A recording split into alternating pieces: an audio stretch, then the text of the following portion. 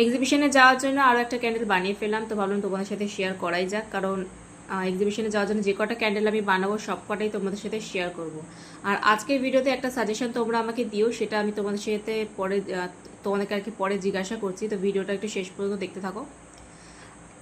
Heart শেপের ক্যান্ডেলে মনে হয় যে রেড কালার সবচেয়ে বেশি ভালো লাগে, তো আমি আমাদের রেড আর পিঙ্কের কম্বিনেশন আজকে ক্যান্ডেলটা বানিয়েছি, কারণ অনেক দিন ধরে বানানোর ইচ্ছা ছিল আর কি।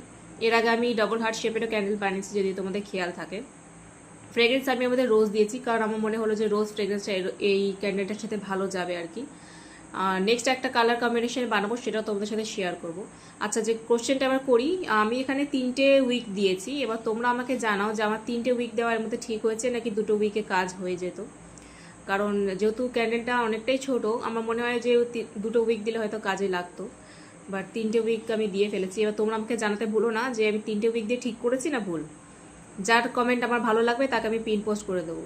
আচ্ছা, এত এর মধ্যে কিছু লেখার ছিল, তো আমি এখানে লাভ লিখে রেখেছি। তো ফাইনালি ক্যান্ডেলটা রেডি হয়ে গেছে, কেমন লেগেছে অতি অবশ্যই জানিও, ভালো লাগলে লাইক করো।